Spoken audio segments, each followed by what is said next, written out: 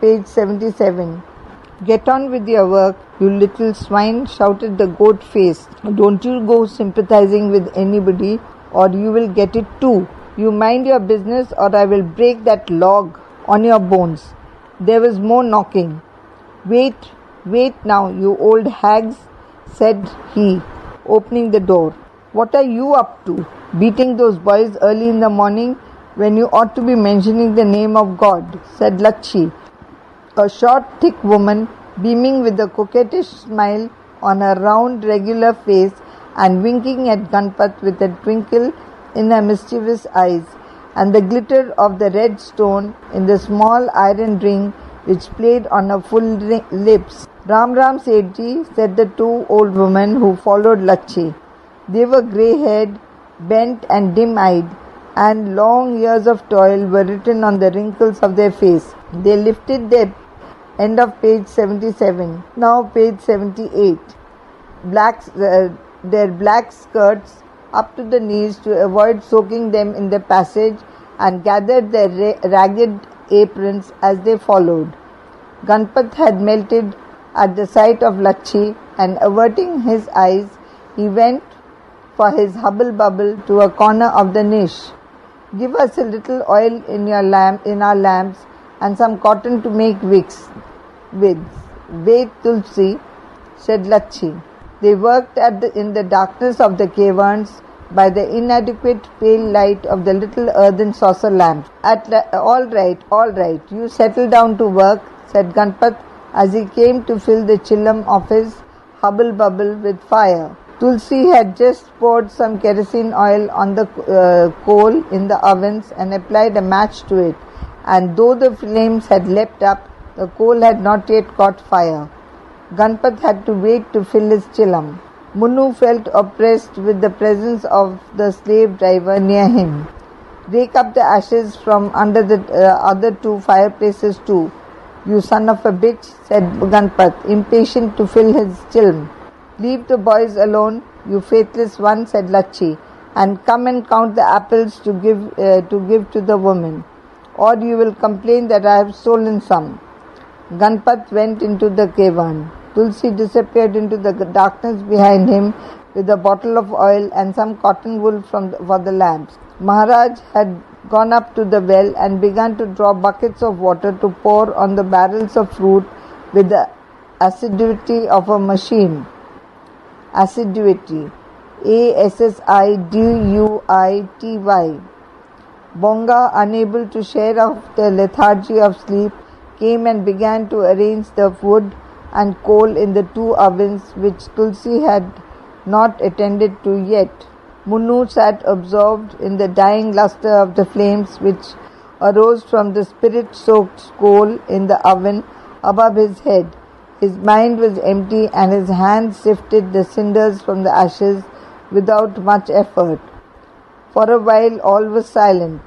Then a draught bearing the mingled smell of damp earth, decayed fruit, half-baked pickles, mustard oil, strong spices and essences of rose and koda brushed past him to the open gateway, chilling his body under the tunic and spreading particles of ash on his long hair. End of page 78. Now page 79. "Strange place," he said to himself. "I hope I shall soon be able to get used to it. These people are all from the hills and not like the Babus, except Mr. Ganpat, who is a city man." His thoughts were dissipated by the clouds of the fumes that the breeze from the cavern had spread all over the factory by smothering the leaping, spiral-like flames which rose from the ovens. Munnu felt choked by the pungent smoke that had trailed out of the aperture into his nostrils. He felt the bitter taste of it in his mouth. Later he felt it descend irritatingly down his throat. He coughed. He spat a mouthful of thick spittle, spittle, spittle. His eardrums seemed to have closed, but out of the clouds of the smoke there came shrill, hoarse shouts which reverberated dully in his ears. "Oh, where are you? Where are you all, you sons of pigs? Come out. Oh hey, you Prabha, you lover of your mother. Oh yeah. The voice seemed to die out in loud asthmatic cough, or rather to linger in the cough, because when the voice was no more, the cough continued, angry and hoarse and shrill, in unending jerks like the resounding ring of false laughter. Munnu applied his ears.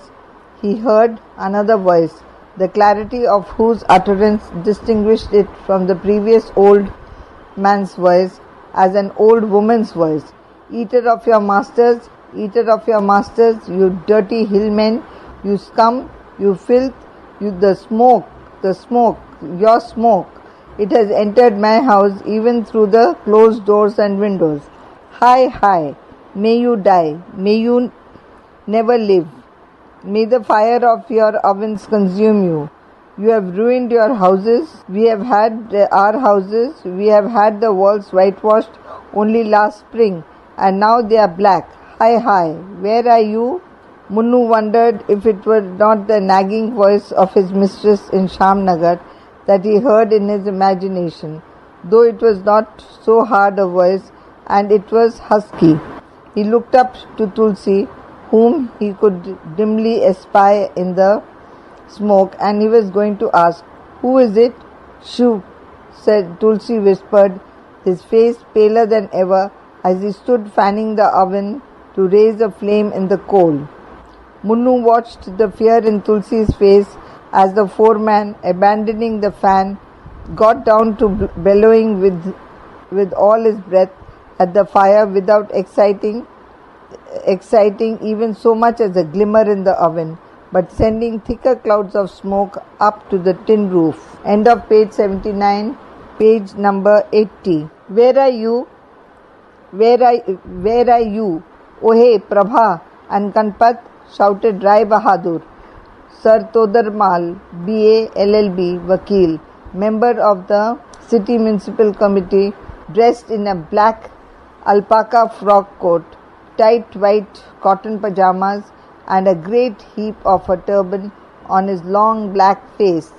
And as he spoke, he thumped his thick stick agitatedly on a platform of bricks outside his house in the gully. Yes, where are they? Where are they? Eaters of their masters, shouted Lady Todarmal, dressed in a dhoti of homespun cloth, which half veiled, half revealed her dried up dark form. Why don't you come out? Why don't you come out, you sons of bitches? Roared Sir Todarmal's well-built, proud young son, Mr. Ramnath. Rai Bahadur wants to talk to you. You must arrange to do something about it, or you will have to get out of here. Since silence brooded over the factory, awaiting the merest excuse to break loose, while the thick clouds of smoke rolled and unrolled themselves in the heavily charged atmosphere. Go away, said Ganpat, coming into the passage. You may be a Rai Bahadur in your house, but you have nothing to do with us. Oh no, said the young man at the door. So we have nothing to do with you. Come out into the gully, you bastard, and I'll show you. Oh, don't stoop to talk to them, my child, said Lady Todarmal. Let us go away. We gentlemanly people have no way of facing the scum of the hills. She would have retreated at this, especially as Sir Todarmal was going out for a drive in the city gardens in the Tonga with his son before the morning advanced. But Ganpat rushed up to the door and pushed Ramnath away into the gully. Think of the impudence, shouted Sir Todarmal, stamping his thick stick on the floor as he struggled to keep his feet against the onrush of his falling son. Yes, think of the impertinence. Look at this Ganpat, shrilled Lady Todarmal. But the son had leapt back to Ganpat's throat and begun fisting him according to the rules of the boxing ring he had learnt at college. Munnu, Tulsi and Bonga rushed up to the door, frightened out of their wits. End of page 80, now page 81. Ganpat had fallen into the gutter. He had rallied back in a vain effort to catch his enemy by the waist and was getting it hard on his face. His nose was bleeding. Oh, leave him, Sir Todarmal shouted with a distorted face trembling with agitation as he stood safely in the doorway of his own house. The licentious brute, Licentious, licentious brute, the drunkard, the rogue, the upstart, Lady Todarmal vociferated. Vociferated, vociferated, flinging her arms as if she was showering curses with them. A crowd of women had gathered in the windows of the neighboring houses in the gully and beyond, whispering and horror-struck. Suddenly Prabha darted from the passageway behind Munnu, Tulsi and Bonga. Leaping headlong into the fray, he caught Ganpat by the waist and laid himself bare to Ramnath's attack, saying, "You can beat me, Babuji. You can do anything you like. Spare him. He is a fool." Leave them, my son, leave them," urged Lady Todarmal. "Ashes on their heads. They have made our life bitter. They have raised their heads to the sky, the upstart." "You must not begin to fight like that, Ganpat," remonstrated Prabha, dragging his partner into the factory. "It is the business of our landlords to deal with them, not ours, and now you have got beaten. Wah!" The goat face retreated sullenly. He pushed the boys out of his way roughly, venting his impotent wrath on his own coolies, since he had been mishandled by his adversary. "Shanti, Shanti. You must never not let anger possess you like that," said Prabha with the simple humility natural to him. Munnu had been thrown into the mud between two barrels, while Tulsi had grazed his knee and Bonga had fallen on the platform in the niche. They all stole to their places and began to work. Munnu went back to the ashes. Bonga got busy rubbing soft clay on the bottom of the cauldrons. Tulsi began to fill a cauldron with leaves. Maharaj, who had been drawing water, undisturbed by the commotion, like a blind man walking on and on, still drew the water, the thick blue veins of his legs and shins bulging out like the entrails of a dead animal. "Put some water into this cauldron, Oye Maharaj," said Tulsi. This is page number 82. Maharaj poured the water into the cauldron instead of pouring it into the barrels of fruit. Accordingly, "Come, Munnu, you are wanted upstairs," said Prabha. Munnu looked up to the master. Prabha made a sign towards his mouth to signify that there was something delicious to eat waiting for him upstairs.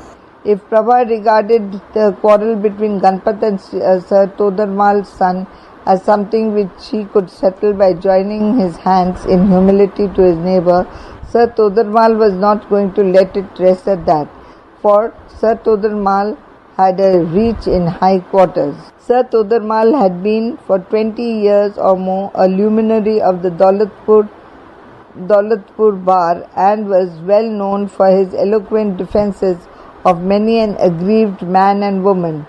The government of India had recognized the value of his rhetoric when they made him a public prosecutor in the Daulatpur courts, and though he had long since retired from that position, his prestige with the government stood high because he had rendered great services in the war, contributed as much as 20,000 rupees to the Viceroy's fund. For the constant loyalty he had shown to the administration in the difficult task of maintaining law and order in the land, he had been given the title of Rai Bahadur, and in recognition of his services during the war, he had been created a Knight Commander of the Indian Empire, while for his civic services he had been nominated an official member of the Municipal Committee of Daulatpur. Impressive enough honours to cow the citizens of Daulatpur into believing him to be a great man, though they did not understand what being a knight or a municipal commissioner meant. Some people, on account of his strange decision during the last political riots to take refuge with his family and most valuable possessions in the Daulatpur fort, called him a traitor. But everyone was afraid of him, and even those who did not respect him humbly joined their hands to greet him as Rai Bahadur Sahib whenever he passed by with his rickety tonga and the flea-beaten horse driven by his son. He vaguely saw through their attitude of feigned flattery and would have gone away to live outside the city in one of his 3 bungalows. These had not brought in good rents from the Englishmen who lived in them. And Lady Todarmal, being illiterate and not well versed in European modes of living, would have found page number 83 it rather uncongenial to reside among English people in the civil lines, and would have missed the opportunities for gossip and an occasional fight with the women of the gully that the city house afforded. Several times during recent years, Sir Todarmal and Lady Mal had contemplated exile in order to escape from the smoke of the pickle factory, but the men and women of the neighbourhood, forgetting all about Sir Todarmal's betrayals, had put their humble heads on his respected feet, and glorying in his izzat with the Angrezi Sarkar, begged him not to withdraw the shadow of his protection. So Sir Todarmal decided to stay and die as he had lived among his brethren.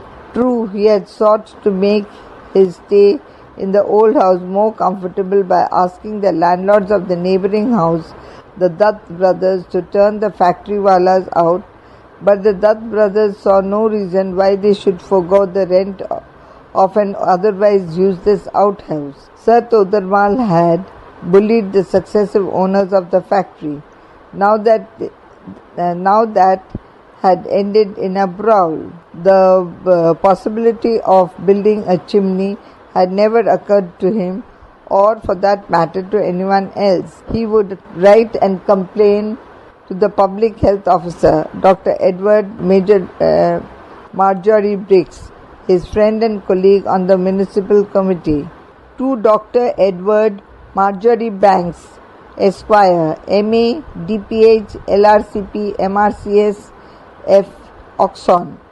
From Rai Bahadur Sir Todarmal, B.A. LLB, KCIE, Advocate, High Court of Punjab, Retired Public Prosecutor, Daulatpur. Honoured Sir, the omission on my part to render you a tribute of the heart's best regard and esteem due from a man to man in the shape of occasional epistles is, I have always felt, a wrong and such as I can hardly plead any cause to mitigate the enormity of. I am therefore greatly ashamed to present myself before you through the medium of this communication. Nevertheless, let me carry you my cordial assurance that your name is indelibly impressed on the tablet of my memory as my greatest friend, both inside and outside the municipal committee. Now I have to request the honour of your visit to Cat Killer's Lane, which is full of smoke on account of the burning of stone coal in the pickle factory next door to my house. End of page 83, now page 84. I shall be greatly honoured if you do so, because shortly after dawn on the 26th ultimo, my son, who told off the proprietors of the pickle factory about creating smoke in their blast furnaces, was attacked by one Ganpat, and though Mr. Ramnath, my gallant son, turned the tip of Ganpat's nose down, he received hurt himself. His face and limbs are stiff, cold and blue, and his fingers contracted into hard fists. My services to the government are well known to you. I gave 20,000 rupees to His Excellency the Viceroy's War Fund, in recognition of which I have received a splendid title of knighthood. I hope that, bearing in mind the services I have rendered to the benign empire, you will come and rid me of the affliction of the smoke, which is a constant cause of worry, remorse and sorrow to me and mine. With my wife's modest salams To Mrs. Marjorie Banks, I am your most faithful servant and ever grateful memorialist, Todarmal. Unfortunately, the health officer ignored this letter. When Dr. Marjorie Banks neither answered the letter nor not visited the gully, Sir Todarmal was angry. He waited anxiously for the general meeting of the municipal committee, which was to take place on the 1st of September. On the morning of that day, he rode out early by the side of his groom in a gig which he himself kept besides his tonga for use on ceremonial occasions. He went first for an airing in the city gardens, and then to attend the meeting of the municipal committee, which was to take place in the town. In his eagerness not to be late, he arrived an hour too early for the meeting. The heat of the September sun and the fury of the grievance which he nourished in his breast made him sweat, and he was unable. And he walked up and down the corridor of the town hall in a towering rage, functioned as if by punctuated by fits of asthma. At the last hour of 10 struck on the bronze gong of the town hall, and he entered the committee room. He was the first member to be there. For half an hour he was the only member to be there. For an hour he was the only member to be there. Then a peon came and then to brush the chairs and tables. End of page 84, now page 85. Half an hour later the secretary arrived, Mr. Hemchand, B.A. Cantab, a young man with thin glasses, who bowed obsequiously to Sir Todarmal, as he was in the habit of bowing obsequiously to the municipal commissioner, since his job was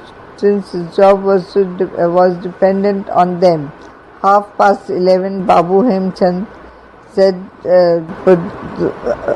Todarmal, taking out his gold watch by its heavy silver chain from the inside pocket of his frock coat, which no one knew yet.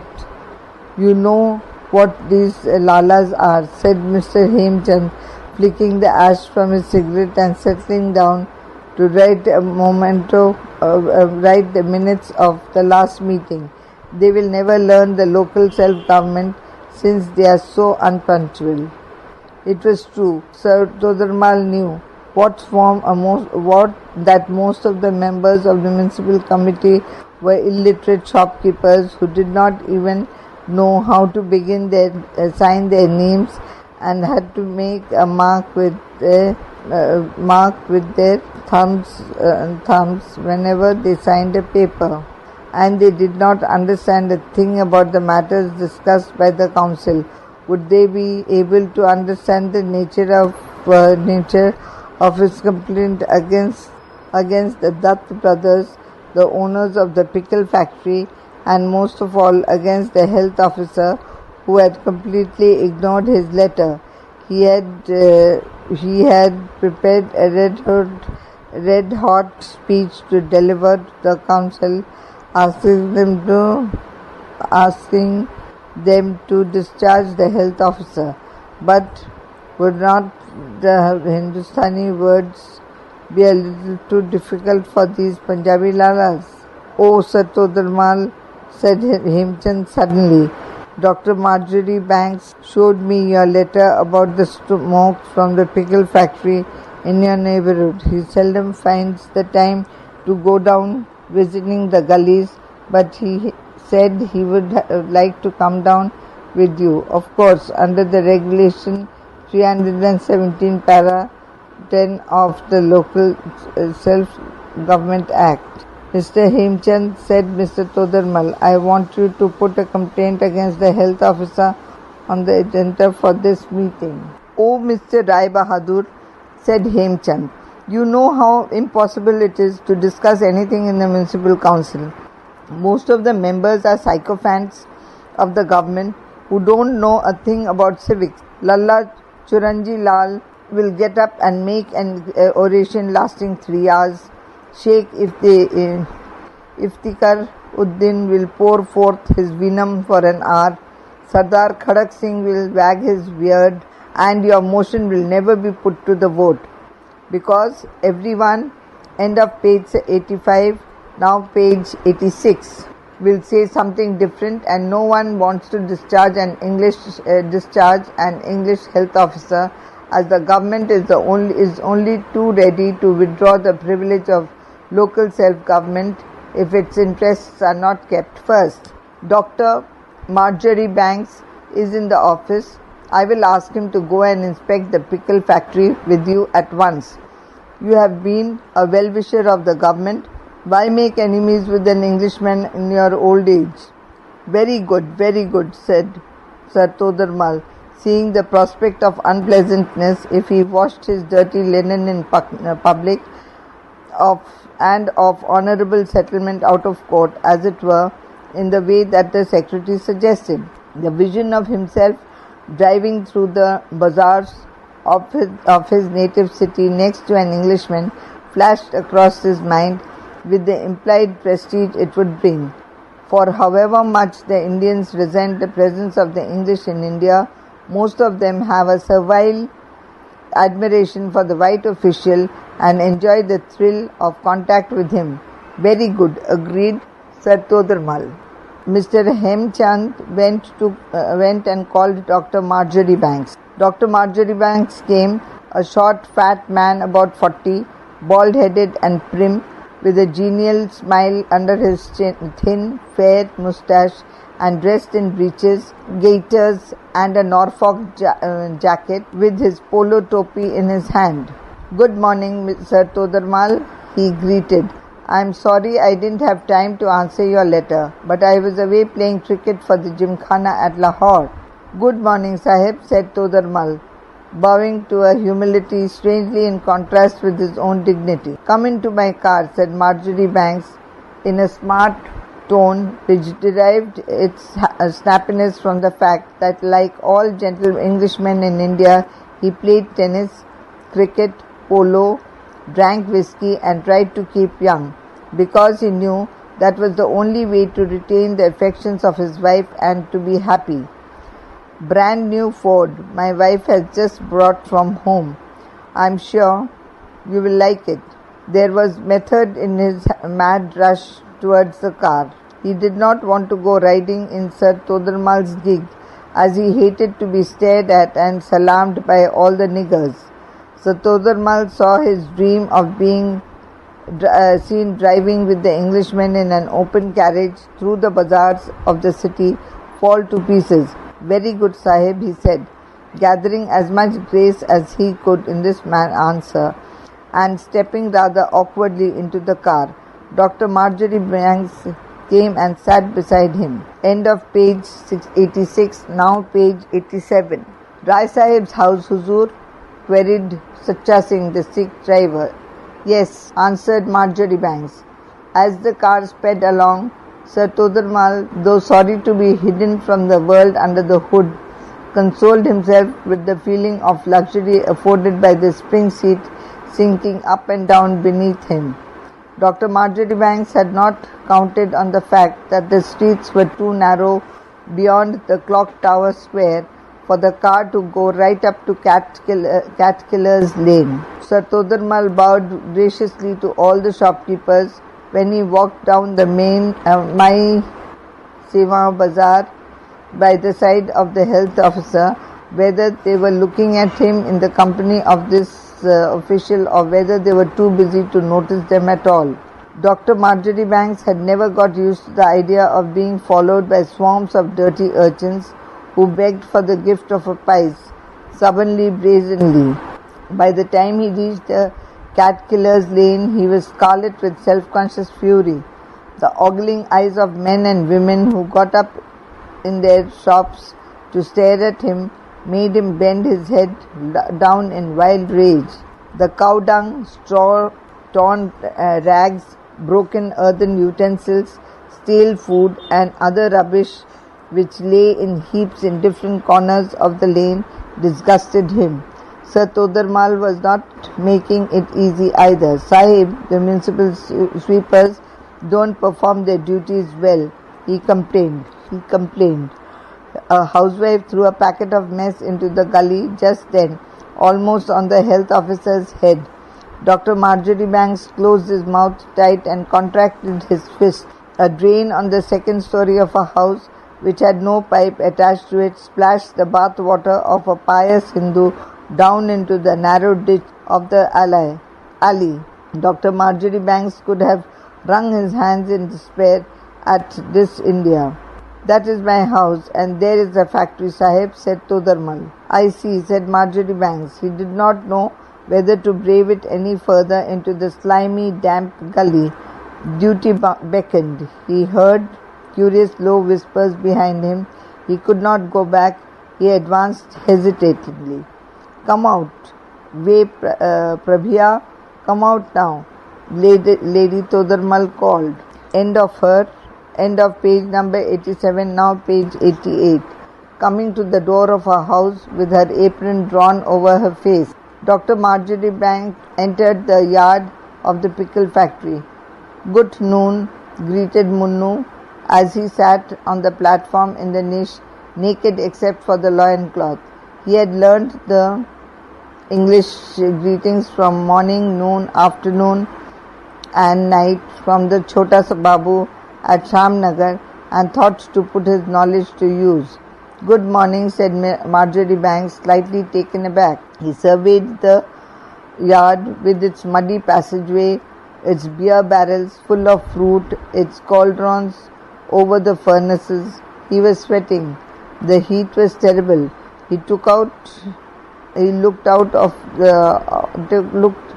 his handkerchief and wiped the beads of perspiration from the top of his bald head, taking care not to hide his eyes as he heard footsteps behind him, and he had the eerie feeling, encouraged by the penny bloods he had read at home as a child, that a dark nigger with a dagger might suddenly spring from somewhere at his side and stab him to death. But it was Prabha who saluted him with a bow as he turned round to guard himself against the shuffling behind him.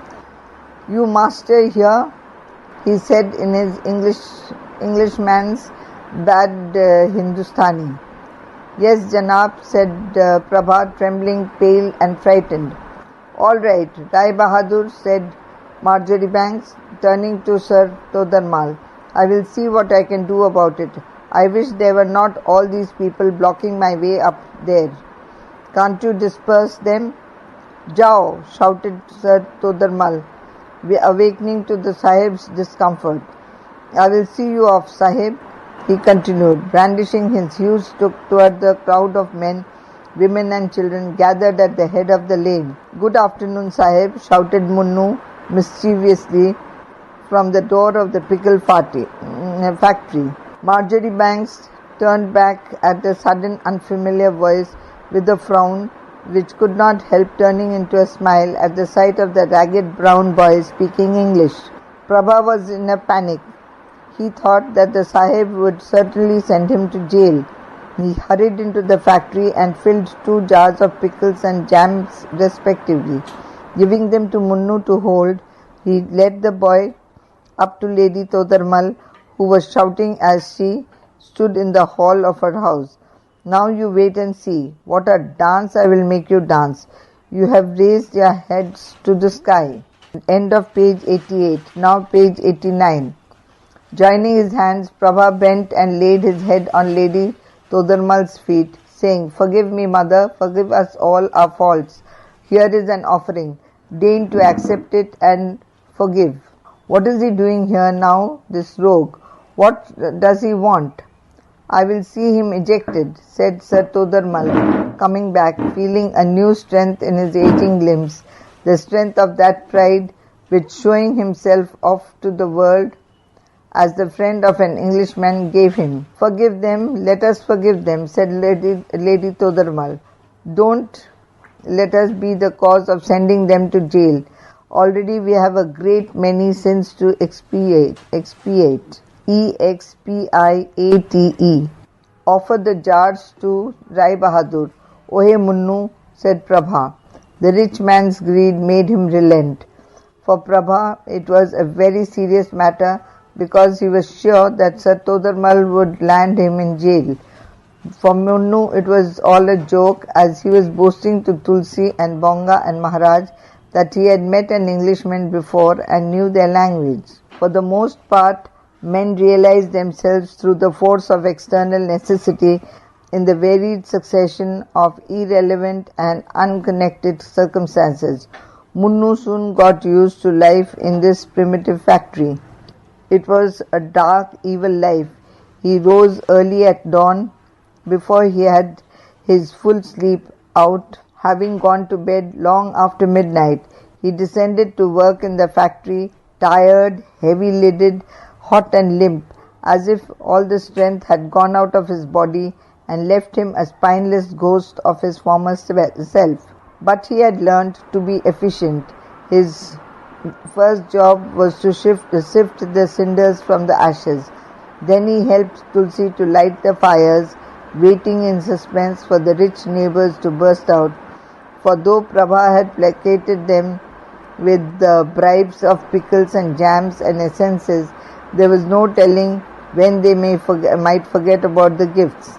The goat face came bullying the boys and hurrying them, but since the quarrel with the neighbour's son, he had cooled down a great deal and even taken to visiting the temple with Prabha in the morning.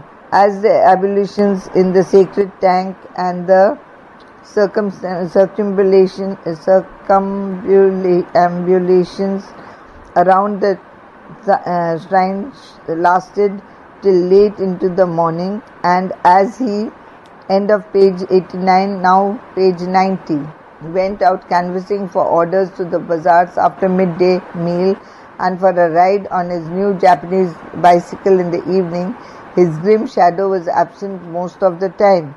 Still, he might come back at any moment, and then it was difficult if he caught any of the boys lazing about. Munnu did not know what the matter was with him. Why did he always remain burnt up, with a frown on his face, abuse on his tongue, and his bullying fist upraised?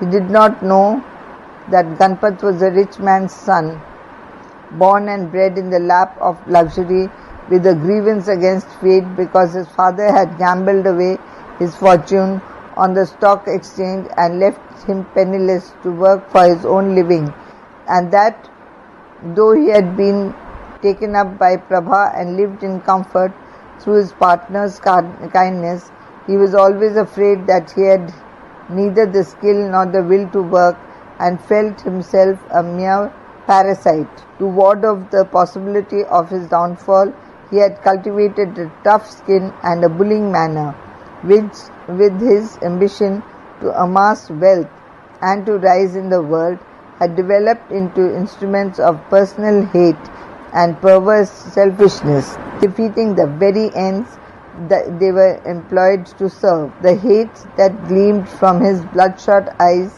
made him loathsome to look at, demonish and malevolent like a would-be murderer, and people turned their faces away as he stared at them, stubborn, tight-lipped and relentless. Munnu did not laugh and talk even as much as he used to at the Babu's house. He went in continual fear of the goat face. He was possessed by moods of extreme melancholy in the mornings, dark feelings of self-distrust, and a brooding, sinking feeling which oppressed his heart and expressed itself in his nervous, agitated manner. He felt he could neither face nor talk to anyone in the mornings, least of all his master and mistress, that he would break down if they said a kind word to him or looked at him tenderly.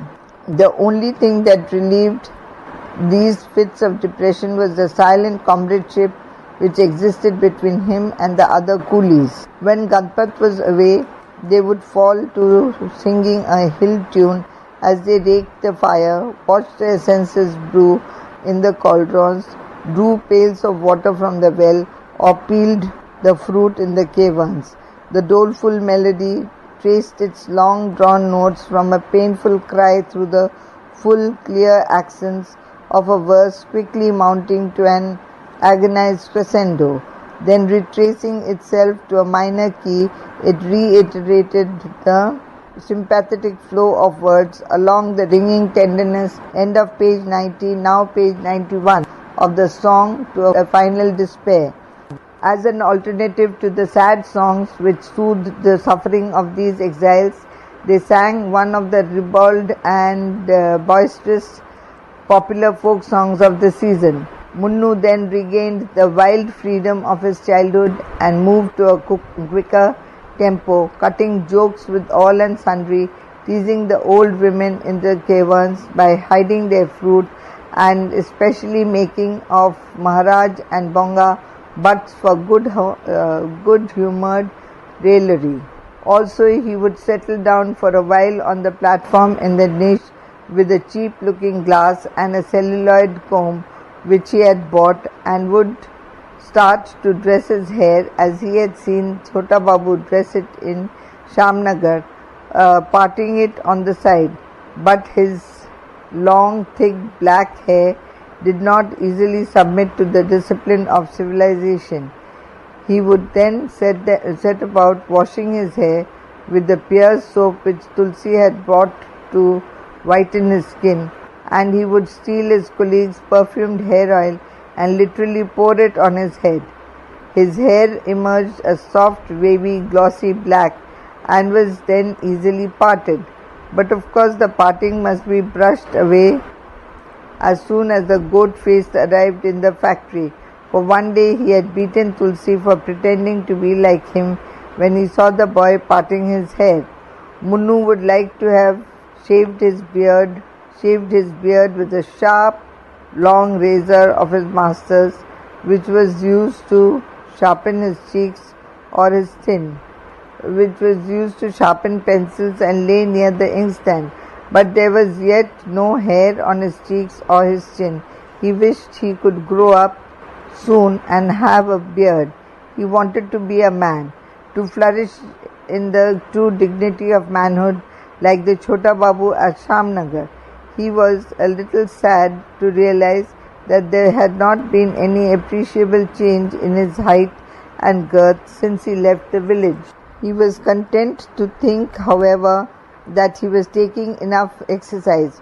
To carry heavy copper flasks of essence from the factory to the various retail shops on his head was a pleasant exercise, since it meant an escape from the gloom of the factory into the world of fine-clothed men and women and of wonder shops. Unfortunately, Ganpat, if he were about, kept a vigilant eye on the time spent on these errands, and betide the coolies if they were caught walking back leisurely, enjoying the sights of the bazaar, for then they were punished for by being ordered to stay indoors for a week and draw 50 pails of water a day, and Maharaj, who did not care if we went out or not, was asked to go and deliver the flasks instead.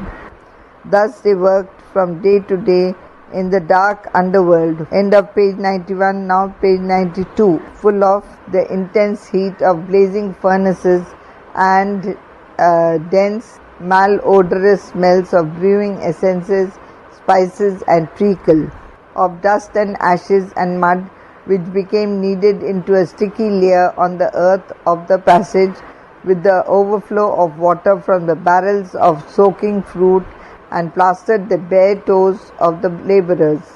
They ran about barefoot and naked except for loincloths, emptying the boiling water which hummed ceaselessly in the cauldrons, refilling them, joining the receptacles to tin tubes with smears of sticky clay and rags, cooling the flasks, transporting them, then coming back to wash the fruit, dole it out to the women, and help them to peel it uh, till the next flasks of essences were ready, drawing water out of the well or keeping the bosses in the intricate business of making jams and pickles.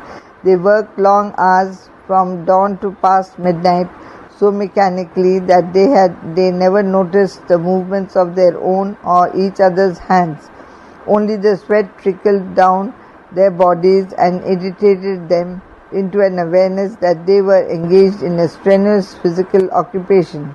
Or when they went up to the house by turns to eat the rice and dal which the mistress had cooked in the middle of the day, they felt tired and sleepy and did not want to come back. When the summer turned to winter, Munnu felt more at home in the factory, for the dark recesses of the subterranean cellars into which his eyes had travelled during the first months after his arrival did not seem so sinister now as they had once appeared.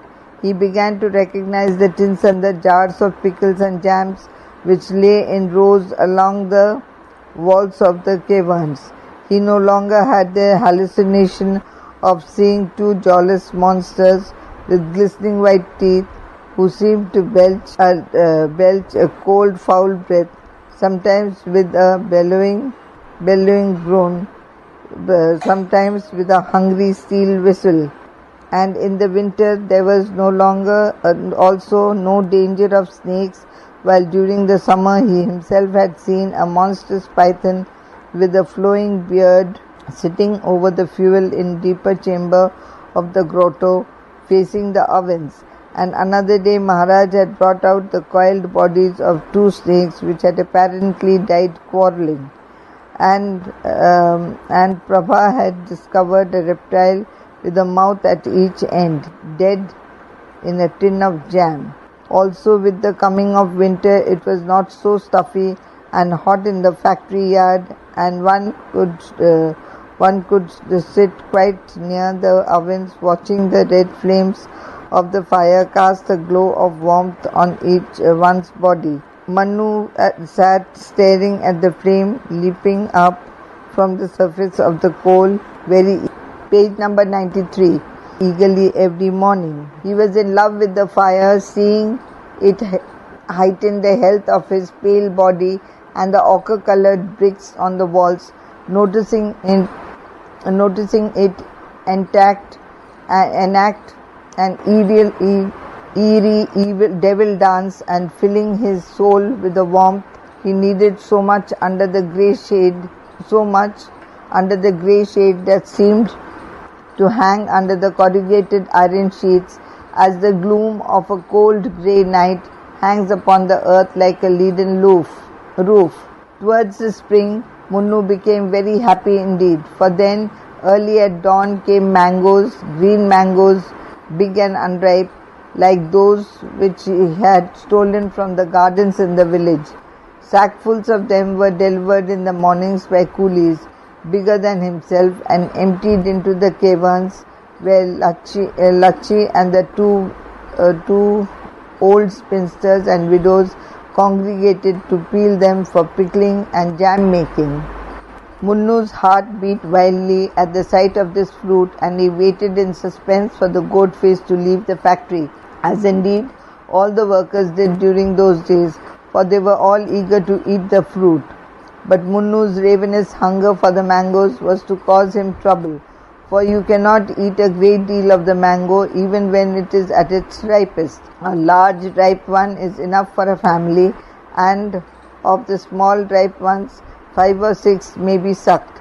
A tumbler of some cooling drink is required to offset the heat of its luscious yellow juices. Of the unripe mangoes, you cannot eat even a small one without harm. Munnu would go and pick out the ripest of the unripe mangoes, and sucking it from his left hand, he would go about leisurely working with his right hand. But there were no ripe mangoes there, only the unripe ones being fit for pickling. Munnu's teeth ached with the sharp taste of his unripe fruit, but in his childish greed he ate more and more of it till his eyes were sore. The goat face could not have had more certain proof of the act that the boy had been stealing mangoes than his sore eyes. As he saw him rubbing them furiously one morning, he walked up to him, forcibly wrested his hands from the reddened pupils, and slapped him furiously 4 times. Mannu's house brought Prabha down from the house. "You should have buried the unripe mangoes in a straw for a few days, you fool, and eaten them when they are ripe," said Prabha. End of page 93, now page 94. Taking him in his arms and shielding him from the more blows which Ganpat threatened to deal the boy, Munnu sobbed. "You spoil him. You have made a thief of him," shouted Ganpat. "Come, I will take you to the doctor's to get some medicine put in your eyes," Prabha said, dragging Munnu away. "You spoil him, Prabha. You have no idea of running a business," fumed Ganpat. "These swine don't do any work but laze around eating raw fruit all day. They won't work unless you goad them with the rod. Now we will be short of a workman for several days, and this is the busiest season of the year, when we cannot afford to lose a moment, especially as I am going on tour collecting money." Prabha and Munnu had moved out into the gully. During Ganpat's absence from Daulatpur, there was peace on earth and goodwill among men. Munnu was laid up with fever and sore eyes for a few days, but his illness, unlike that which had followed his quarrel with Varma at Shamnagar, was relieved by the tender care of his mistress.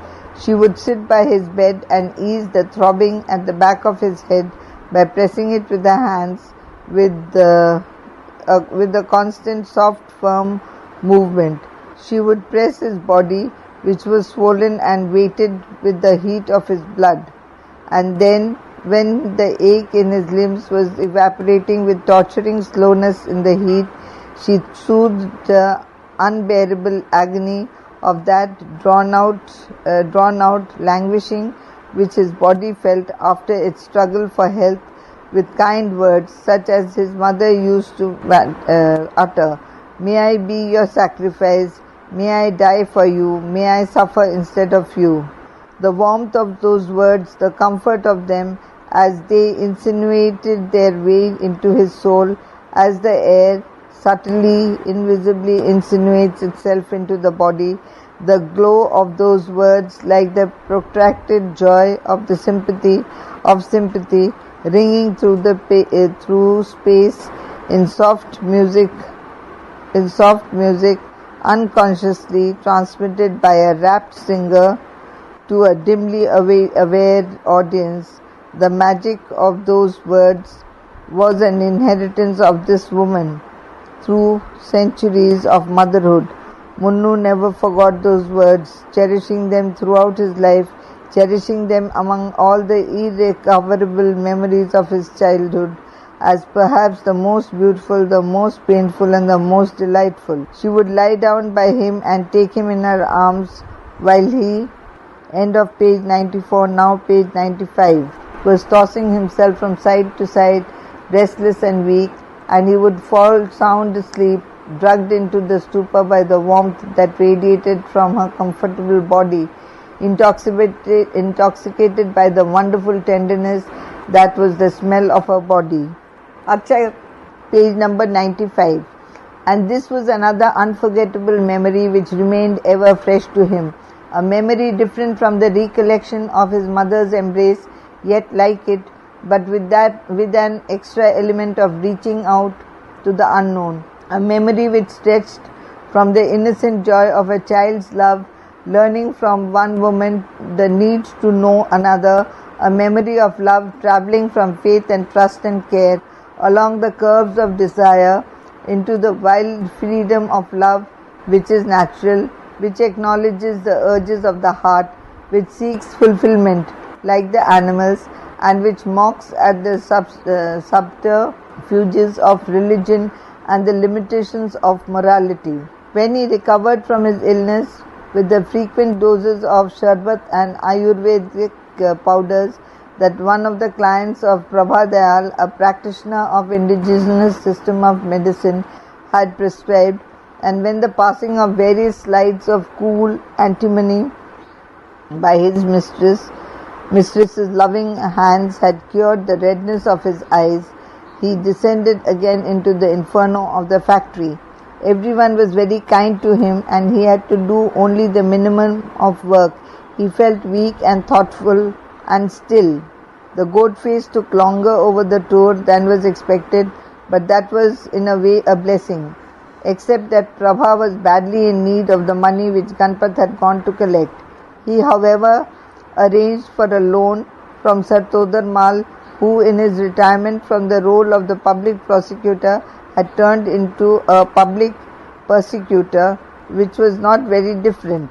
Prabha, who had risen from Cooliedom to be the petty bourgeois proprietor of a factory, compromised with Sir Todarmal. He gave him a note of exchange, promising to pay 500 rupees a month, hence receiving cash at the rate of 45%.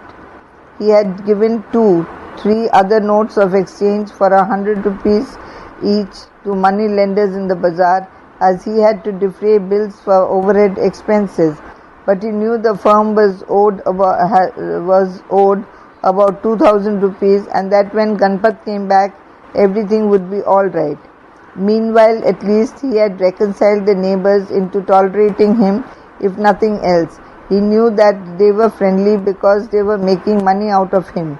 But he felt somehow that, end of page 95, now page 96, that there was an element of goodwill in the relationship also. He sought to cement his goodwill by further undertaking to rent a large room on the ground floor of Sir Todarmal's house for the purpose of housing an increased staff of women who were busy kneading rose leaves for the preparation of rose leaf jam.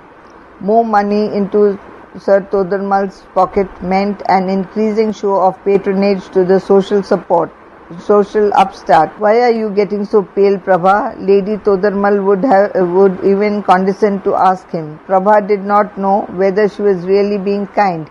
He joined his hands to her and apologized for nothing. For whether there was goodwill on the side of the neighbors or not, he felt a certain reverence for them both, because they were old and rich. He wished he had nothing to do with them, and that Ganpat would come back so that he could pay back the money he owed them. But Ganpat was a long time coming. At last he came, but he brought trouble on the tip of his bad-tempered tongue. He bullied the coolies, swore at the women, and was reticent with Prabha. Munnu, who was always quick to sense people's emotions, had emerged with a capacity for more real intuitions than since his illness. He had vaguely surmised the causes of Ganpat's temper long ago from the way the goat-faced looked at Prabha, at Lachi, at the workers, at the cash box and the ochre-coloured account books. He knew on the day that Ganpat arrived that the goat-faced had something on his mind. What it was, he did not quite know, so he vaguely called it guilty conscience. The goat-faced caught Munnu looking at him 3 or 4 times that day. At first he stabbed him with an angry glance. The second time he scowled at him. The third time he turned his face away. The fourth time he shouted, "Get on with your work, you inquisitive bastard." Munnu did not stare at Ganpat anymore, but wondered whether it was the air and water of provincial towns that had roughened his face and made it more drawn out and ugly. He soon forgot all about Ganpat as he helped Prabha inside a cavern to fill tins with rose leaf jam. But Ganpat did not forget the suspicious manner in which Munnu had been looking at him. He waited for an opportunity to thrash him for his knowingness. End of page 96. Now page 97. He soon got the opportunity.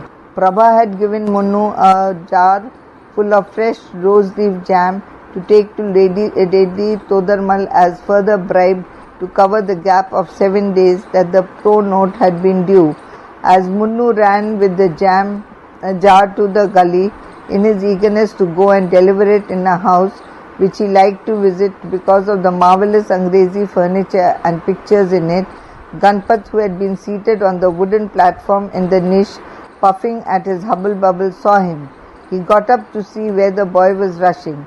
He went to the door. He saw Munnu hand over the jar to Lady Todarmal, who was gossiping with a woman in the hall of her house. He had been angry with the boy. With that anger became mixed his stored-up rage against this woman. He did not say anything but turned back from the door with a frown on his face.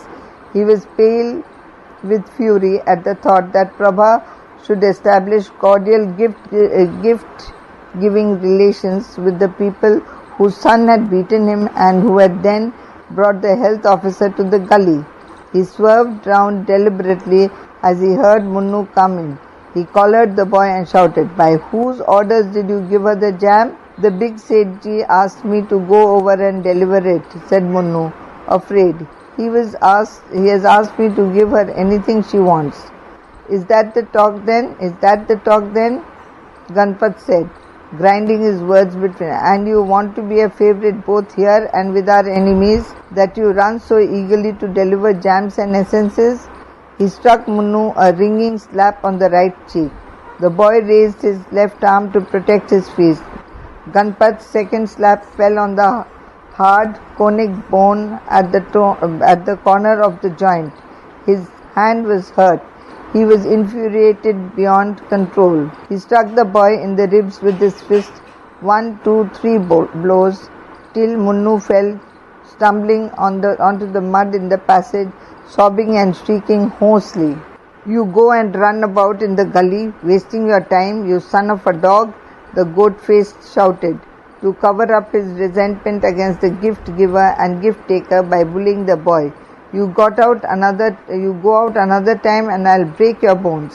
Prabha rushed out of the grotto and stood looking at Munnu, sobbing as he lay with his face buried in the mud. His pitying glance crossed Ganpat's bloodshot eyes over the body. Then it travelled beyond the door to where Lady Todarmal stood aghast. End of page 97. Now page 98. She had apparently recognized in the black look on Ganpat's face the animosity which she expected, and knew the words of his outburst against Munnu were only a camouflage. camouflage. Camouflage. "You eater of your masters, you mean one, that you should grudge us a jar of rose leaf jam, and we have been so kind to you in spite of the fact that your smoke is a nuisance to us. We should really have had you ejected, but we gave you money when you needed it. We even let you have a part of our house for those filthy women to work in. You ungrateful wretches, don't they say truly? Whose friend is a man of the hills? He comes, he eats the rice and dal at your house and goes." "Oh, go away," said Ganpat, agitated by the storm he had created. "It has nothing to do with you. We have a right to chastise our servants if we like." "You eater of your masters," raved the woman, invoking her real fighting mettle. "You goat face, it is you who are the cause of all the trouble between Prabha and us. He is a gentleman, but you are a rogue and an upstart. Your father, the broker, was an upstart too. Don't I know you and your family? Your father turned his wife out and lived with a Mohammedan prostitute, and you are a drunkard and a debaucher. Your father robbed other people of their money with promises to do business for them. You are robbing your partner. I can see it in your looks. You dog, you are not a fit person to be in a respectable neighborhood where there are young daughters and newlywed brides about." Munnu had lowered the tone of his cries and checked his sobs as he began to hear the neighbor's wife sum Ganpat up. He got a righteous pleasure in seeing the goat face defamed. He wished he did not have to sob, as he did not want to miss a word of what she was saying. But Prabha was speaking to her. "Oh, mother, forgive us. I join my hands to you. I will fall at your feet. I will draw 100 lines on the earth with the tip of my nose. I will do any penance you will impose on me, but please forgive me. Forgive him. For God's sake, forgive him. He did wrong. He is senseless. I shall talk to him about it. Now go and rest. You know we are your children and you are our mother. Now cool off. Forgive us. But she was not to be stopped. She leaned forward and slowly but deliberately cried, "No, you won't have any mercy shown you this time. I forgave him the last time when he dared to quarrel, page 99, with my son. I must have the keys of my ground floor. You have shown yourself in your true colors after all. Get out of my house and return our money." Prabha now felt the seriousness of the situation. To his natural humility was added the fear of going to the wall. He still joined his hands to the woman, but for a moment he tried to muster his strength against her. "Mother, forgive us," he said coolly. "This man has no sense of neighborly relationships, but you ought to have more sense. Surely you can't treat us like that." But he had not the strength to censure her. "Don't come asking for forgiveness," she cried. "You are trying to shield him. Get out of my house, give us our money back, and I will see you ejected from the shed yet." "Oh, forgive, mother, forgive," Prabha wailed abjectly now, straining for words to convey the utmost humility which he felt. Munnu had ceased to cry and sob. His soul was full of fear for his master. The workers in the factory too had ceased to attend to their jobs, and the women in the neighborhood had gathered in the gully. For a moment there was tense silence. Then the knowledge of other people's presence aroused the snob in Lady Todarmal to show off a little more dramatically. She stamped her foot and shouted, "Come out!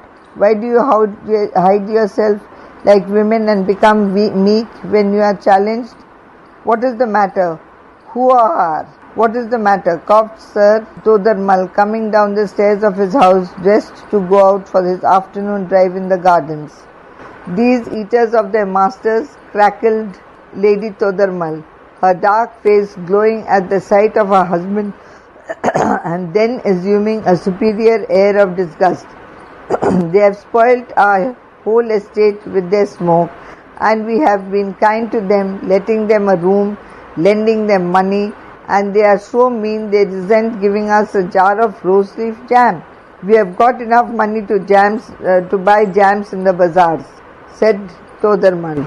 "These rogues, hoo ho, har har ho ho," he broke out in an asthmatic cough.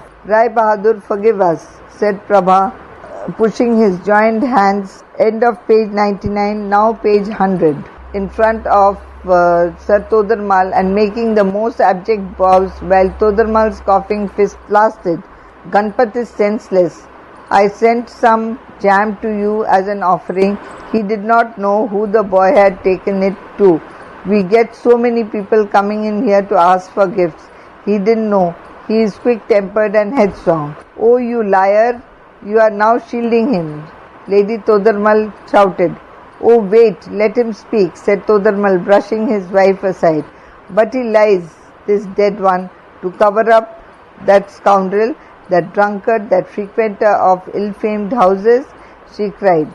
"You know," said Sir Todarmal, assuming a detached, judicious air, because he knew he would get another asthmatic fit if he shouted, "it is a very ungrateful thing to do, to resent us a little jam when I gave you money, rented you a room, and withdrew my complaint against you from the Sahib." He mentioned the complaint last because really it had no effect. Dr. Marjorie Banks had never done anything about it, having merely said one day when he met Sir Todarmal after a committee meeting that there ought to be a chimney built on the top of the factory for the expulsion of the soap, and then rushed away to play polo at the gymkhana. "Forgive us, Rai Sahib, forgive us this once," said Prabha, falling at Sir Todar's feet. "It will never happen again. You are our father and mother."